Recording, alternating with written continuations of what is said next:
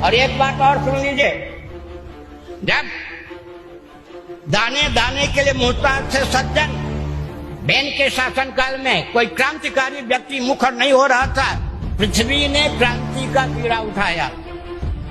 सज्जन तो दाने दाने मोहताज हैं, दुर्जनों को भूखे मारने के लिए अन्न देना बंद कर दिया। जब गंगा जी के साथ न्याय नहीं हो रहा था, कहाँ जी केदारनाथ, 15 दिन पहले मैंने कहा था, कहते हो हिंदू कौन होता है, हिंदुओं के पास क्या शक्ति है, मुझे देहरादून से जाने दो फिर क्या होता है।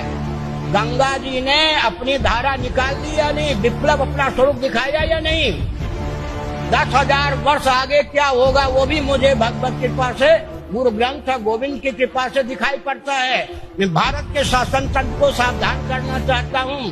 प्रकृति, केंद्रीय और प्रांतीय शासन तंत्र सहित राजनीतिक दलों को निकालने के लिए उद्यत है। अगर आप सुरक्षित रहना चाहते हैं तो भारत को सैद्धांतिक धरातल पर स्वतंत्र करने के लिए अपने पार्टी का आमूलचूल शोधन कीजिए, नहीं तो प्रकृति अब नहीं छोड़ेगी।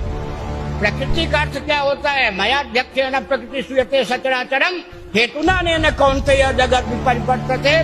भगवान की शक्ति का नाम प्रकृति है। और प्रकृति के परिकर कौन है? पृथ्वी, पानी, प्रकाश, पवन, आकाश। पृथ्वी, जल, तेज और वायु ऊर्जा के स्रोत हैं।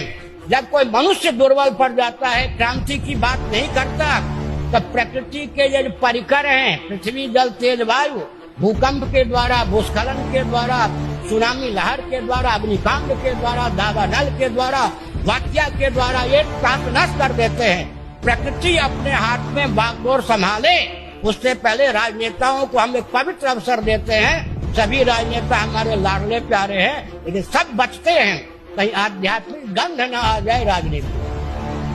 जबकि राजनीति का अर्थ है राजधर्म, राजनीति का अर्थ है छात्र धर्म, राजनीति का अर्थ है अर्थशास्त्र, राजनीति का अर्थ है दंड नीति। और उन्मादी व्यक्तियों के तंत्र का नाम राजनीति नहीं है, अराजक तत्वों की बपौती राजनीति नहीं है। और संतों का, शंकराचार्य का दायित्व रहा है शासन तंत्र का शोधन। अगर शासन तंत्र शुद्ध होने के लिए तैयार न हो, उसे रसातल में पहुंचाकर, जैसा देश की रक्षा के लिए शासन तंत्र चाहिए वैसा शासन तंत्र दो। यह संतों का, महात्माओं का, शंकराचार्यों का पवित्र दायित्व है। उस दायित्व के निर्वाह के लिए हम समर्थ भी हैं भगवान की ओर से और तत्पर भी हैं। हर हर